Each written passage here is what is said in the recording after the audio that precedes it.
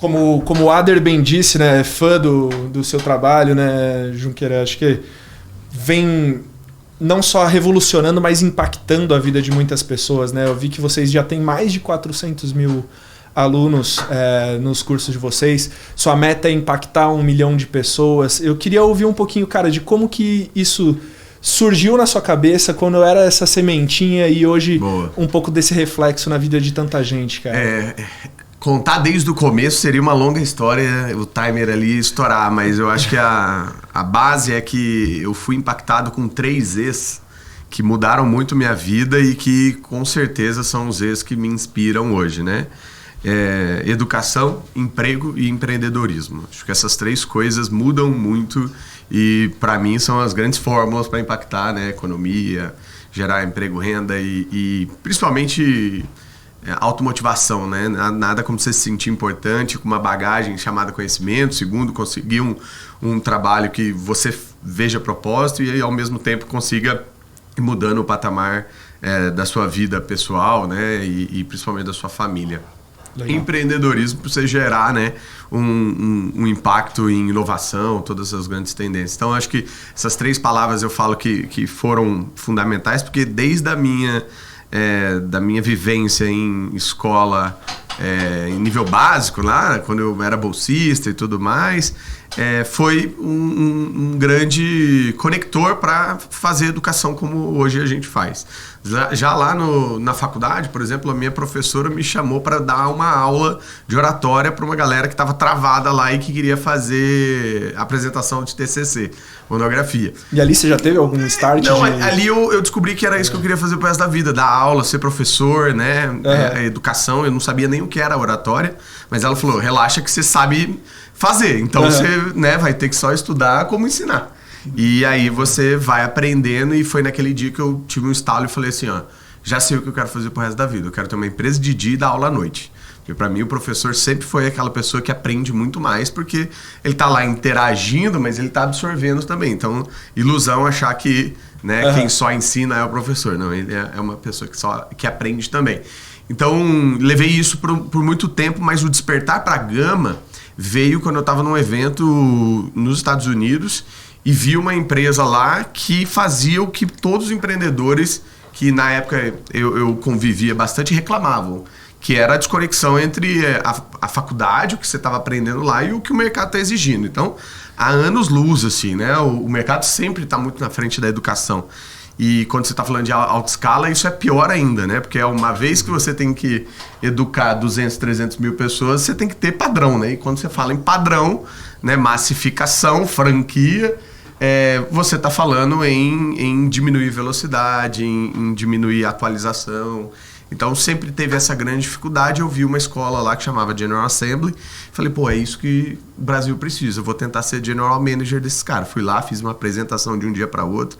Fui lá, apresentei, ó, esse é o Brasil, olha o tanto de helicóptero, olha o tanto de coisa em São Paulo, como a gente é pulsante e tudo mais. O cara de expansão dele falou, nossa, o Brasil está distante dos nossos planos, talvez em 2025 a gente pense, né? Porque... Isso foi quando? Só pra... Isso é 2015. 2015. 2015. Aí eu fiquei meio puto e voltei no avião desenhando numa agendinha. Eu falei, já que eu não vou ter a GA deles, né? O General Assembly, eu vou criar minha própria GA, Gama Academy. E aí o nome, inclusive, da Gama vem de uma origem nerd. Eu vi um monte de Funko ali, de bonequinho, mas eu busquei a palavra transformação, né? Para mim, a educação transformou minha vida, eu queria ajudar outras pessoas a serem transformadas também. E o elemento no mundo nerd mais transformador é o raio gama, que pegou o Bruce Banner, que pra gente representa a hard skill, e transformou ele através dos raios gama no Hulk, que pra gente é o soft skill, ou a falta dela, né? Quando ele fica muito sem inteligência emocional. Então o Hulk foi o nosso grande protagonista, por isso que a marca da Gama é o soquinho do Hulk, que representa as áreas de atuação, né? Programação, design, marketing, vendas, e soft skill, que é transversal, né? Então tem todo o negócio que eu descobri depois, que é branding. O marketing digital, a galera gosta. Nome chique. Mas essa foi o estalo e a origem, né? A conexão de como na minha vida como criança a educação fez a diferença, depois como universitário e depois como profissional ali, entendendo que existia um problema de mercado. Tentei trazer alguém e tomei um pé, Falei, então eu vou criar do zero, e nasce a Gama em 2016, abril de 2016, a gente já fez mais ou menos, eu acho que a gente já fez 6 anos, vai fazer 7 ano que vem. Ao todo foram 45 mil alunos formados, mais de 420 alunos que passaram pela nossa base, estão na nossa plataforma hoje. São 800 empresas que hoje já atuam e trabalham em parceria com a Gama, principalmente contratando nossos alunos, treinando os funcionários e tudo mais. Então estamos bem felizes assim, de viver esse propósito e ter essa meta que para alguns é utópico, né? Transformar a vida de 1 milhão de pessoas através da educação e tecnologia, mas a utopia é legal porque quando você corre atrás dela, ela sai correndo ainda mais, então você vai indo ainda mais longe. Uma caceterna. O importante é não parar de caminhar, é isso aí. Não, e Guilherme, tem um ponto da sua fala que você falou da disparidade entre os alunos que estão sendo formados na escola para o que o mercado está exigindo, né? Eu brinco até que, eu fazia cartolina, cara, não fazia PowerPoint. Você pegou a época daqueles negocinhos, como que chamava, que você colocava uns transparência? Retroprojetor. Retroprojetor. Tá entregando a idade aí, galera. Mas tem esse ponto, cara, porque assim, o seu empreendedorismo, na verdade, empreende na vida de diversas outras pessoas que, quizás, podem virar outros empreendedores e multiplicar o que você está fazendo. Mas olhando para essa métrica de que, cara, o profissional que as escolas principalmente formam estão muito distante do que o mercado hoje nos pede, né? Até, a gente tem um monte de aula ali na nossa grade curricular, mas a gente não tem ali um incentivo tão forte na grade curricular para algo ligado à tecnologia, desenvolvimento. É algo mais recente que tem surgido, né? Então, como, na verdade, você pega pessoas ali da base para transformar a vida delas projetando num desenvolvedor, num profissional de tecnologia, coisas do tipo, preparado para o mercado, né? Vou dividir em 3 partes aqui, né? A primeira delas é que existe um dado de mercado, né, de educação, que 65% de tudo que você vai aprender em 4, 5 anos já não vai ser útil quando você se formar. Então, olha que bizarro, né? Você está aprendendo muita coisa que você não vai usar. Óbvio que tem muita gente que defende a base, mas, gente, a gente está falando que o nome das profissões é o nome do curso. Né? Você faz nutrição para ser o quê? Nutricionista. Perfeito. Entendeu? Então, tem a conexão do porquê a educação foi criada dessa forma. E se você olhar na base, na origem, lá na época de Ford, né, você tinha uma revolução industrial acontecendo, máquinas precisando ser operadas, e você precisava treinar os colaboradores. Como que você treina só 10 colaboradores para pagar um professor e tal? Não, chama as outras indústrias, a gente junta, coloca numa salinha, nasce a sala de aula como a gente conhece, né? Então, conectada com o emprego. E aí você perceber como essa conexão e essa origem, ela carrega, né, uma bagagem e um legado até hoje, não necessariamente positivo, mas as áreas eram completamente desconectadas, né, nas empresas. O estoque não fala com vendas, marketing não fala lá com a área de operações e assim sucessivamente. Assim como na educação, geografia não fala com matemática, que não fala com história, que não fala com inglês. Olha a semelhança. Você tem um uniformezinho. E na indústria? Você tem um uniformezinho também. Então você tem muitas conexões ali que foram herdadas pelo trabalho. Então a educação nasce colada com o trabalho. E aí o que ela acontece depois? Ela descola, porque a partir do momento que você tem esse desafio de fazer uma ementa, fazer o professor, agora replica, você deixa de olhar para quem te gerou, que é o mercado. E aí que mora o problema. Então não existe mais essa cola. Então eu diria que ali é o primeiro ponto, essa questão da origem e a descontinuidade de uma conexão que é mega necessária, que é você estar atualizado. O Grupo Ânima, que adquiriu a Gama ano passado, ele tem um modelo que chama o C-Dual, que é a Unidade Curricular Dual. O que acontece? Você tem uma pessoa de mercado dando aula junto com um professor.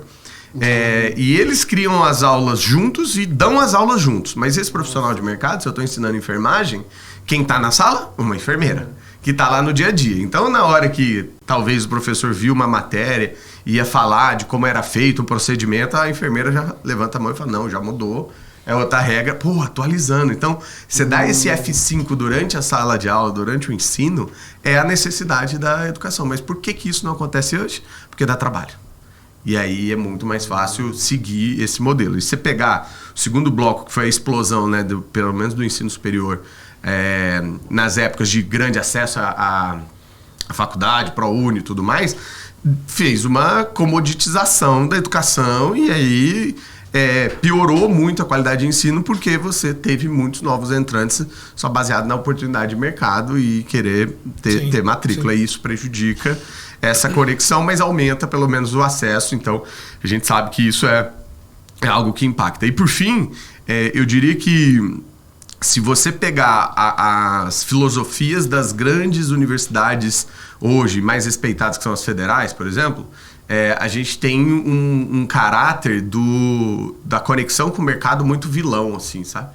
O professor que vai fazer a pesquisa, ele fala, não, você tem que vir aqui fazer pesquisa e coloca essa pesquisa depois lá na biblioteca ou na revista de publicação, lá. Por que essa pesquisa não pode virar um negócio ou não pode virar uma aplicabilidade dentro de uma empresa daquela área e tudo mais? Então, você vê que o foco, o investimento em ciência, em pesquisa no próprio Brasil e essa conexão deu esse tom também de distanciamento. O mercado faz uma coisa, a academia faz outra. E se você pegar todas as bases de grandes terras inovadoras, né? Vale do Silício, Tel Aviv, Londres, China, enfim, todas existem uma triple helix, né? Que é o mercado conversa com a academia que tem o governo para facilitar. Não, ele nem precisa ajudar, só não atrapalha.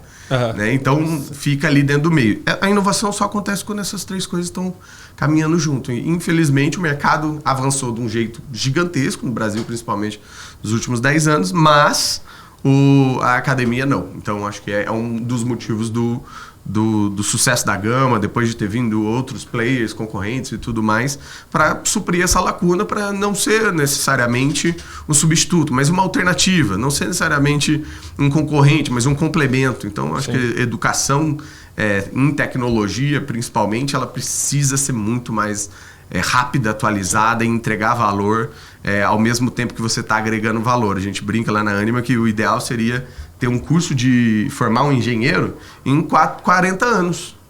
Mas como assim? Todo mundo está falando de menos tempo? Não, é porque a galera acha que termina de estudar e o maior pecado de um filho ao entregar o canudo pro pai é terminei meus estudos. Parou ali, né? Doce inocência, né? É uma habilitação para dirigir na rua. Welcome to the jungle. Agora que vai começar a ter que estudar, porque você está agora na sua incompetência técnica de aplicabilidade de teoria na prática. Olha que bizarro. Então, quando a gente conecta esses dois pontos, né, e quando a gente entende que tudo isso que eu aprendi ali, ele tem que ser exercido, tem que ser aplicado, a gente entende que esse papo de lifelong learning, né, aprendizado para toda a vida, é o que todo mundo vai precisar. Por isso, 40 anos, né? Você vai se formando em bloquinhos. Então, eu vou me certificando em competências que casam com as minhas necessidades profissionais do momento. E aí, ao casar, eu já vou tendo uma nanodegree, eu vou tendo uma badge, vou tendo uma certificação. E aí, quando eu juntar um conjunto delas, aí sim eu tenho a chancela MEC que regulou que você tem que jogar tênis dentro da quadra de saibro, dentro dessa redinha, com essa raquete, com essa bola. E aí você quer jogar ping-pong, tipo mobile, né? O tênis menorzinho, você não pode, né? Como educador, como faculdade, enfim. Então, acho que esse é o grande lance, né? Aprender é algo que vai fazer parte da vida inteira, então a gente não pode ver educação somente como diploma, caderninho, slide, um finge que ensina, outro finge que aprende. Eu acho que não é isso.